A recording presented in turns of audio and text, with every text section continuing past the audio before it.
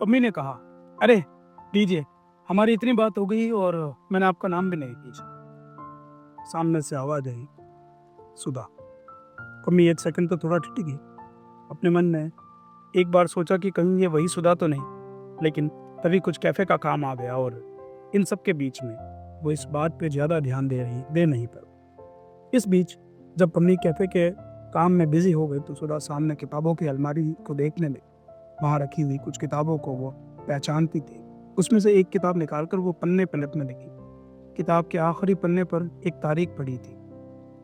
चंदर की आदत थी कि वो किताब जिस दिन खत्म करता वो किताब के आखिरी पन्ने पर लिख दिया कर। सुधा ने किताब के कुछ पन्ने पलटकर एक अंडरलाइन को छुआ। उसे ठीक ऐसा लगा जैसे सालों बाद उसने चंदर को छू लिया, उसका सिर सहला लिया। सुधा का पूरा दिन मुसाफिर कैफे में चंदर की जगह को महसूस करने में बीता। शाम को पम्मी उसको अपने घर ले आई। घर में घुसते ही उसे सामने की दीवार पर चंदर और पम्मी की एक तस्वीर लगी मिली। तस्वीर देखते ही उसको अपने रुकने वाले फैसले पर थोड़ी खौफ हुई। कमरे में चंदर का थोड़ा बहुत सामान फैला हुआ था। वैसे ही 2-3 किताबें फैली हुई। वो 2-3 किताबें एक साथ शुरू कर देता था। पम्मी सुधा को चंदर वाला कमरा दिखाकर नीचे कैफे में चली आई। पम्मी के जाते ही सुधा चंद्र के बेड पर लेटकर ऊपर छत को देखते हुए जाने क्या क्या सोचने लगी थी। थोड़ी देर लेटकर वो सामने बालकनी में चली गई। सामने वाला पहाड़ उसको देखकर मुस्कुरा रहा था, जैसे सालों में उसका इंतजार कर। बालकनी में रखी कुर्सी पर बैठकर पिछले 10 सालों के बारे में सोचने लगी थी।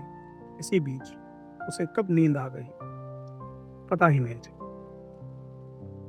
शाम को कई सारे गेस्ट बैठकर बालकनी में बोन फायर कर रहे थे। खूब सारा गाना बजाना हो रहा था। पम्मी भी कुछ गाने की कोशिश करती रही, लेकिन बार बार गाना भूल जाती थी। तब भी वो गाना भूलती तो बोलती, चंद्र को आगे का गाना पूरा याद है। वो हमेशा याद दिला देता था। ठीक इसी मोमेंट सुधा ने सोच लिया कि अगले दिन सुबह वो बिना चंद्र से मिले लौट जाएगी और विनीत के साथ शिफ्ट हो जाएगी।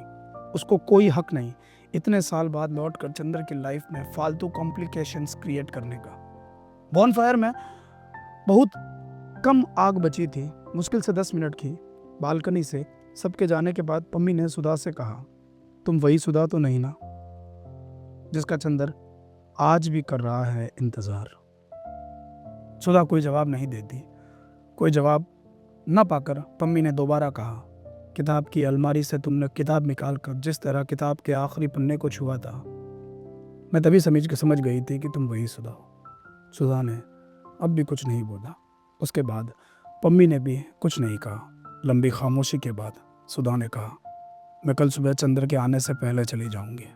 पहाड़ फूंक फूंक कर बोनफायर की आग को बार बार जला दे रहा था। लकड़ी भी आग बुझते बुझते बार बार जल जा रही थी, इस बार पहले से तेज। अगले दिन सुबह पम्मी जल्दी उठकर नीचे कैफे में चली गई। जब चंदर आया तब पम्मी ने उसको बताया कि एक गेस्ट ऊपर है, वो चाय लेता जाए। हालांकि ऐसा पहली बार नहीं हुआ था कि पम्मी ने गेस्ट को अपने घर में रुकवा दिया हो। वो पहले भी कई बार ऐसा करती थी, इसीलिए चंदर को कुछ ऑकवर्ड नहीं लगा। वो चंदर को अभी सुधा के बारे में कुछ नहीं बताती। चंदर चाय लेकर ऊपर घर में पहुंचा। सुधा आराम से बालकनी में बैठ के पेपर पढ़ रही थी। चाय रखने के बाद चंदर ने सुधा का चेहरा देखा। एक मोमेंट होता है जिसके बारे में लोग बोलते हैं कि दुनिया कभी कभी चलते हुए एक पल को रुक जाती है। यह वही मोमेंट था जिसकी तैयारी दुनिया 10 साल से कर रही थी।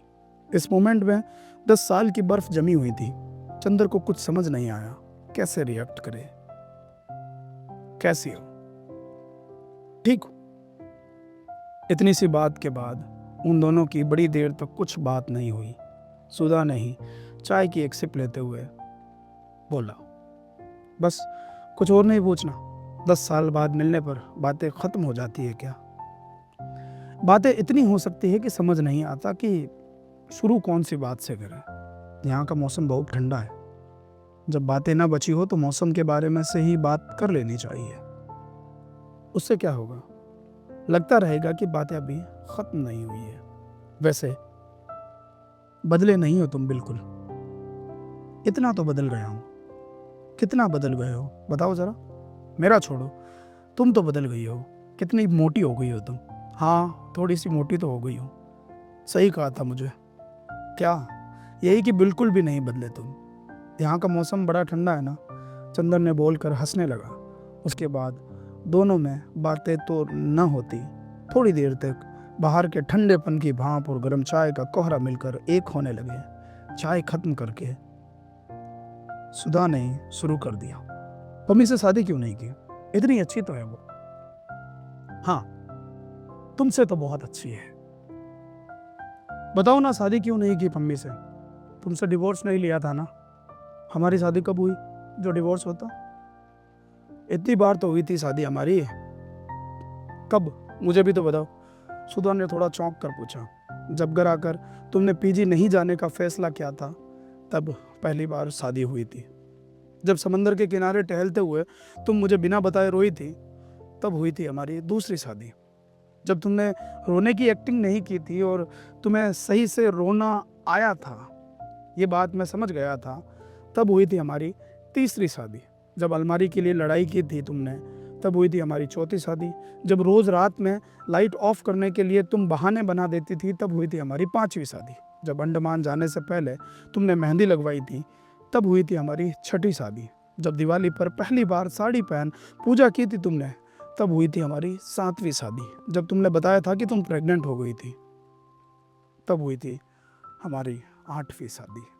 जब उस दिन तुमने फ़ोन पर तुमने अबॉर्शन का झूठ बोला था, तब हुई थी हमारी 9वीं शादी। और मुंबई छोड़ने के बाद से हर एक दिन जो हमने एक दूसरे के इंतज़ार में गुजारी, उतनी बार हुई हमारी शादी। शादी के लिए बैंड बाजा पंडित ज़रूरी तो नहीं, ये बात मुझे समझ तो आई, लेकिन देर लगी। सुधा, हमारी शादी इतनी बार हो चुकी है कि एक जन्म में तो तुमसे डिवोर्स ही लेने में चला गया। तुमको पता था हमारे बेटे के बारे में? हाँ, फिर भी मिलने नहीं आए तुम। इसका कोई जवाब नहीं मेरे पास। क्या नाम रखा तुमने? अक्सर। ये बोलने के बाद सुधा की, ये सुनने के बाद चंद्र की उदासियाँ और आंसू मिलकर एक हो गए। चंद्र ने भरे गले से पूछा, उसकी शक्ल तुमसे मिलती है ना? हाँ, थोड़ी थोड़ी, लेकिन नाम तुमसे मिलती है। तुम्हारे जैसा ही कंफ्यूज रहता है, तुम्हारी किताबों के अंडरलाइन का मतलब पूछता रहता है। चंद्र को यह सुनकर किसी बात का सुकून हुआ। उसने सुधा को अक्सर की फ़ोटो दिखाने के लिए कहा। फ़ोटो दिखाने के लिए सुधा ने जैसे ही अपना मोबाइल खोला, उसमें विनीत की 39 मिस कॉल पड़ी हुई थी। 15-20 मैसेज थे। विनीत के आखिरी मैसेज में लिखा था कि अक्सर को चोट लग गई है, पैर में फ्रैक्चर है, वो हॉस्पिटलाइज्ड है। सुधा ने तुरंत विनीत को फ़ोन किया। विनीत बहुत चिल्लाया और बताया कि कल रात को वो कितना परेशान था। वो बस दिल्ली की फ़्लाइट लेने ही वाला था, उसको देहरादून पहुंचते पहुंचते रात हो जाएगी। सुधा ने उसको चलने से मना कर दिया और कहा कि वो तुरंत हॉस्पिटल जा रही है। चंद्र सुधा को लेकर तुरंत हॉस्पिटल देहरादून की तरफ चल दी। रास्ते भर सुधा रह रहकर अपने आप को मोबाइल बंद करने की वजह से कोसती रही। चंद्र उसको समझाने की कोशिश करता रहा। 2 घंटे के अंदर दोनों हॉस्पिटल पहुंच गए। हॉस्पिटल में डॉक्टर ने बताया परेशान होने की कोई बात नहीं है, रात भर बहुत दर्द था, इसलिए नींद की दवा दी हुई है, 3-4 घंटे तक असर रहेगा। 2 जगह फ्रैक्चर है, रिकवरी में कम से कम 1 महीना लगेगा। सुधा के ये पूछने पर कि हुआ क्या था, पता चला कि किसी बच्चे ने पहली मंजिल से धक्का दे दिया था। ये सुनते ही सुधा ने अगला फ़ोन स्कूल को करके सुनाना शुरू कर दिया। चिल्लाते चिल्लाते गुस्से में सुधा ने आंसू बहने लगे। सुधा स्कूल वालों पर केस करने की धमकी दे रही थी। इधर चंद्र एकदम चुपचाप था। वो सुधा को कंट्रोल में ना आते देख उसके हाथ से फ़ोन लेकर अपने पास रख लिया था। वो अक्सर के बेड के पास जाकर वहीं स्टूल पर बैठ गया और सुधा को भी वहीं बैठने का इशारा किया। उसने अक्सर की नाक को छू कर देखा और उसके माथे पर हाथ रखकर धीरे धीरे बीते हुए 10 सालों को सहलाता रहा। चंद्र अक्सर को देख रहा था और सुधा चंद्र की आंखों को। चंद्र ने बहुत देर से कहा, इसका माथा बिल्कुल तुम्हारे जैसा है। ये सुनकर सुधा ने कहा, मालूम है तुम्हारी सबसे ज्यादा याद कब आई? कब? जब अक्सर 8वें महीने में था, रात भर ये पेट में लात मारता रहता था। तब लगता था कि तुम्हें मेरा पेट सहलाने के लिए होना चाहिए। तुम लौटे क्यों नहीं? नहीं लौटा, इसलिए गुस्सा हो तुम मुझसे? हाँ, बहुत। बताओ तुम लौटे क्यों नहीं?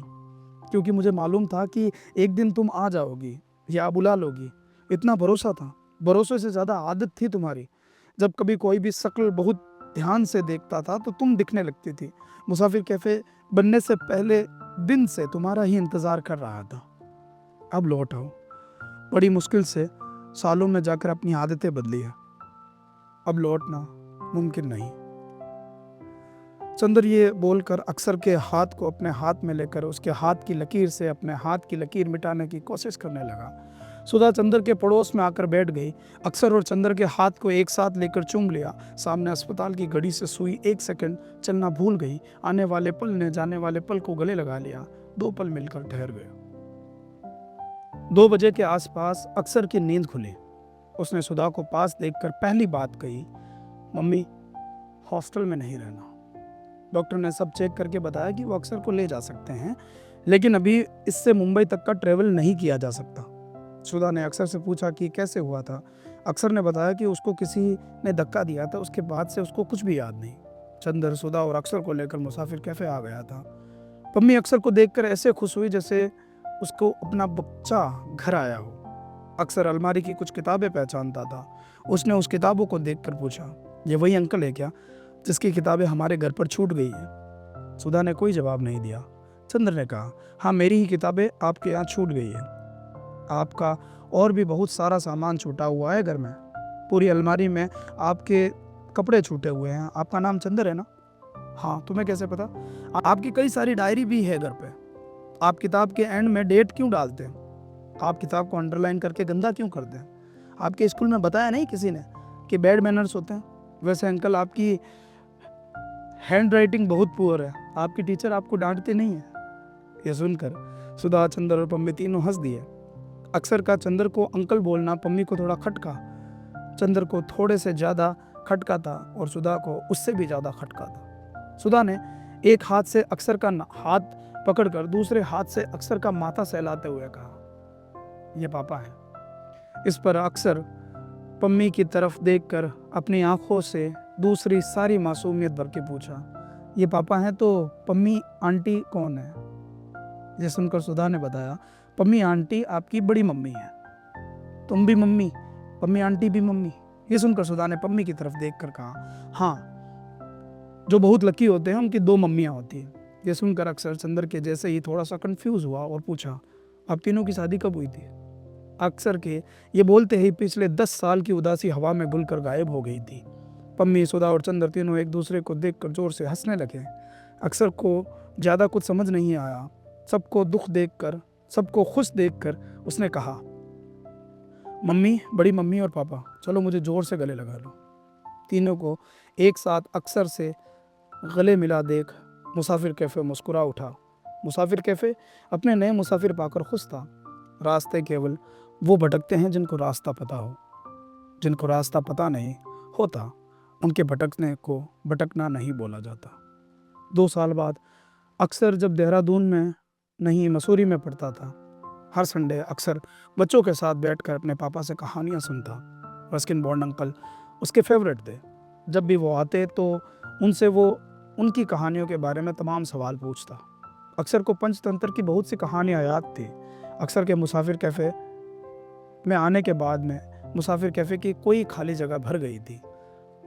पम्मी को अक्सर के आने से लाइफ के नए मायने मिल गए थे। वो जब घूमने जाती तो अक्सर को लेकर जाती। अक्सर जब उसको बड़ी मम्मी बोलता तो पम्मी की ज़िंदगी की सारी शिकायतें दूर हो जाती। चंदर ने सालों के बाद फिर से अपनी अधूरी किताब को लिखना शुरू कर दिया। चंदर को समझ आ चुका था, ज़िंदगी की किताब में एंड नहीं, केवल और केवल नई शुरुआत मैटर करती है। सुधा ने अपनी नई लॉ फर्म खोल दी थी। वो साल में 3-4 महीने मसूरी में रहती और 1 महीने के लिए अकेले कहीं घूमने जाती। इतना मुसाफिर कैफ़े ढूंढने हमारे सब जवाब हमारे पास खुद है।